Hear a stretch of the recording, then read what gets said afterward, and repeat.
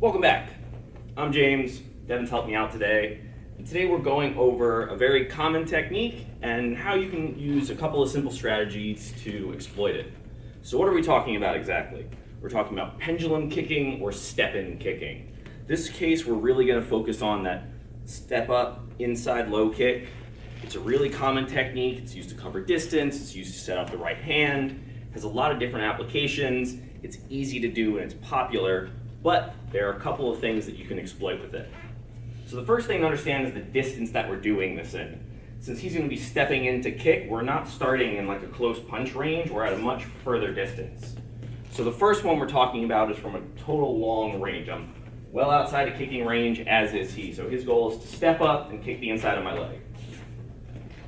So what's my first variation to stop that? In Junfan JKD, it's the G-Tech. In Savate, it's the chassé d'arrêt, and it looks like this. As he steps in, I lift the foot, and I catch the middle of the shin and the outer calf with the flat of my foot. Again, he steps in, and I just lift this leg, catching him just above the ankle.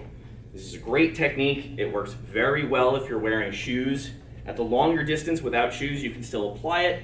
You just need to be mindful of your timing and your placement. So again, he goes to step in, it's a very easy lift and block. Go from the other side real quick.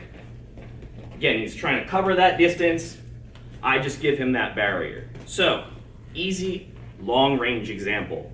Now when we're moving in a little bit closer, I'm not necessarily going to have time when he's coming in to kick to turn that over and block, so I have to rely on my rear leg.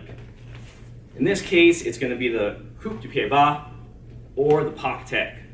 There's a couple of different ways you can do it. I'm going to show two. The first one, when he steps in, my foot comes straight out, and I'm again catching it using the inside of my foot, aiming towards that ankle and lower shin. If you are not wearing shoes, however, I don't really recommend coming straight in. There's a very good chance you're going to catch the inside of your foot on their shin. That's where the second variation comes in. When he goes to step in, I lift, and now I'm striking more down. So I'm targeting the outer calf and trying to avoid contacting that shin bone. So the first one, I come up straight in. You'll catch the foot, you'll catch the base of the ankle, but you also might catch the top of the shin. So I change the angle on my second variation and come downwards, much more like a chassé italien. That time, again, targeting that outer calf. One more time from the other side. That first variation, I keep the foot very low to the ground,